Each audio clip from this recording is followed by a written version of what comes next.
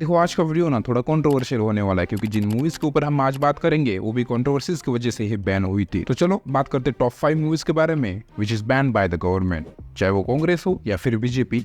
Ban तो हुई थी, लेकिन उससे पहले जानते हैं कि मूवीज आखिरकार बैन होती क्यों है। Extreme violence, extreme vulgarity, extreme intimacy, religious sentiments का हर्ट होना, या फिर सबसे बड़ा जो रीजन होता है पॉलिटिकल एजेंडा। देखो, अक्सर क्या होता है ना, जो रूलिंग पार्टी होती है वो अपने खिलाफ की मूवीज को बैन करती जाए, वो कांग्रेस हो या फिर बीजेपी हो। लेकिन इस बार कुछ अलग हुआ है। रूलिंग पार्टी की एमपी है और उनकी एमपी की ही मूवी बैन हुई है। बात कर रहा हूँ कंगना रनौत जी की इमरजेंसी के बारे में। अब ऐसा क्या हुआ जिसकी वजह से इमरजेंसी बैन हुई? फिल्म को कई जगह पर बैन करने की तैयारी शुरू हो गई है।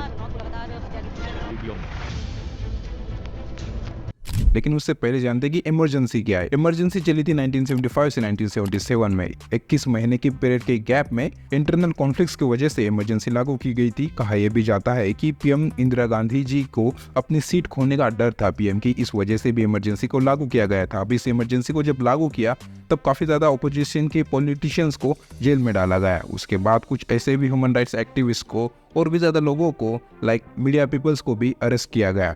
लेकिन जो सबसे बुरी और गंदी बात हुई इसमें कि लोगों के कंसर्न के बिना उनकी नसबंदी की गई। आज भी 98% लोग इस चीज को गलत मानते हैं, लेकिन कुछ 2% लोग जो इस चीज को जस्टिफाई भी करने की कोशिश करते हैं। लेकिन क्या रीजन हो सकता है कि इमरजेंसी की मूवी बैन हुई है? कंगना जी का कहना है कि अपोजिशन की चाल है ताकि इंदिरा जी की इमेज को दागना पड़े।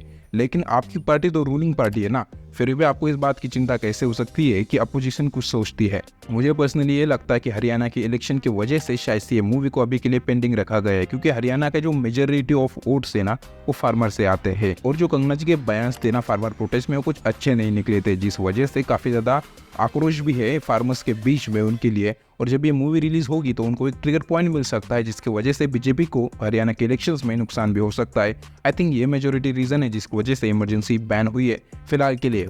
5 अक्टूबर के बाद हरियाणा के इलेक्शन शुरू होने वाले, जब वो इलेक्शन खत्म हो जाएंगे उसके बाद शायद ये मूवी रिलीज हो सकती है। लेकिन जो नेक्स्ट मूवी है वो हमें बताती है कि आखिरकार हम एज अ समाज कितनी ज्यादा इनटॉलरेंट है टुवर्ड्स वुमन। बात कर रहा हूँ लिपस्टिक अंडर बुरखा के मामले में। ये मूवी बात करती है 4 ऐसे औरतों के ऊपर जो अपने डिजायर्स को पूरा करना चाहती है, अपने फैंटेसीज को पूरा करना चाहती है, लेकिन समाज उन्हें एक्सेप्ट करने की कोशिश नहीं कर रहा है। उनकी कुछ इंटरनल प्रॉब्लम्स भी है, अपने फैमिली प्रॉब्लम्स के साथ भी है। लेकिन जो सबसे बड़ी प्रॉब्लम थी इस मूवी के बारे में वो उसका रिलीज होना था, क्योंकि ये मूवी जब रिलीज हुई तब लोगों के काफी ज्यादा सेंटिमेंट्स हर्ट हुए और रिलीज होने से पहले इसको काफी ज्यादा कॉन्फ्लिक्ट भी झेलना पड़ा, जिसके बाद इसे 18+ की रेटिंग दी गई। सीबीएफसी बोर्ड ने इसे बैन करते हुए कुछ स्टेटमेंट दिए थे कि ये जो मूवी है वो काफी ज्यादा वुमन सेंट्रिक है। काफी ज्यादा मूवीज बनती है जो मेल सेंट्रिक होती है, मेल डोमिनेंट होती है, तब तो हमें कोई दिक्कत नहीं होती है, तो वुमन सेंट्रिक मूवीज के बारे में क्यों दिक्कत होती है? लेकिन जो अगली मूवी के बारे में हम बात करेंगे वो लिटरली हमारे समाज के वायलेंस को दिखाती है, और ये मूवी इसी वजह से शायद से बैन भी हुई थी। बात कर रहा हूँ पंजाब 95 के बारे में। दिलजीत दोसांझ स्टारिंग ये मूवी बात करती है 95 के इंसिडेंट के बारे में, लेकिन उससे पहले आते हैं 1984 के बाद मामले में, जहां सिख जेनोसाइड्स काफी ज्यादा बढ़ रहा था पूरे के पूरे देश में। उसके बाद पुलिस को इतनी ज्यादा पावर दी गई कि किसी को भी उठाकर वो जेल में डाल सकते थे। लेकिन इन सारी चीजों के बीच में काफी ज्यादा लोग गायब होने लगे और उनका कुछ अता पता नहीं था। पुलिस उनकी एफआईआर भी लेने को लिए तैयार नहीं थी। तो आखिर इन लोगों के साथ क्या हुआ, इस चीज की इन्वेस्टिगेशन करने के लिए human right activist Jaswant Singh Khalra निकल पड़ते। उनकी कुछ रिसर्च होती है, कुछ स्टडी होती है, जिसके बाद उन्हें ये मालूम पड़ता है कि शमशान घाट में लिटरली 25,000 बॉडीज को जलाया गया है बाय द पुलिस इटसेल्फ। इस बात को आगे जाकर सीबीआई भी एक्सेप्ट कर लेती है कि पुलिस ने ऐसी चीज की थी। तो जब इन सारी चीजों का इन्वेस्टिगेशन हुआ तो आखिरकार क्या सामने निकल कर आया? लेकिन जो सबसे बड़ा फैक्ट सामने निकल कर आता है कि 1995 को जसवंत सिंह खारला को अपने घर से ही उठाया गया पुलिस के द्वारा और उनके ऊपर कुछ एक्शंस लिए गए। 2 दिन बाद वो अनअलाइव हो गए।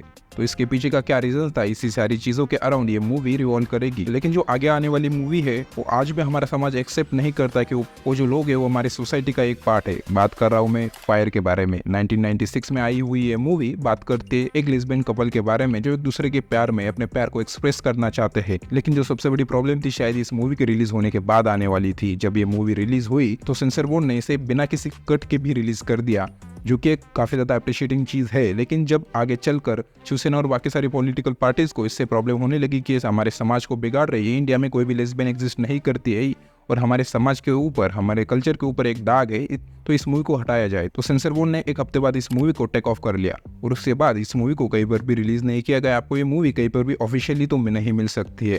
तो एज अ समाज के हम इतने इंटॉलरेंस है कि हम एक कपल को, एक लेस्बियन कपल को, एलजीबीटी कम्युनिटी को सपोर्ट भी नहीं कर सकते और एक्सेप्ट भी नहीं कर सकते। इस मामले में सोचने की जरूरत हमें बिल्कुल है।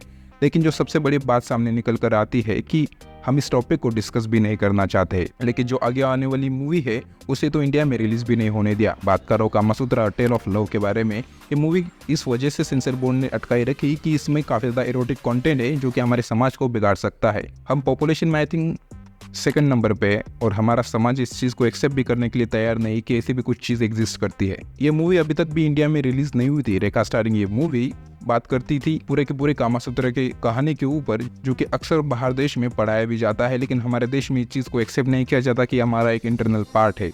लेकिन ये जो मूवी थी वो किसी भी बंदिश में नहीं बंदी और काफ़ी ज़्यादा फिल्म फेस्टिवल्स में इंटरनेशनली भी रिलीज़ हुई, इसे काफ़ी ज़्यादा सराहा भी गया। लेकिन इंडिया में अभी तक ये मूवी ऑफिशियली अवेलेबल तो नहीं है। तो क्या लगता है आपको कि ये मूवी कब रिलीज़ होगी या फिर नहीं? और क्या लगता है मेजरली कि इमरजेंसी मूवी कब तक रिलीज़ हो पाएगी? क्या रीजंस हो सकते हैं? कमेंट सेक्शन में ज़रूर बताना। मिलते हैं अगली वीडियो में। Until then bye. No matter what they do, I'm with the band right here.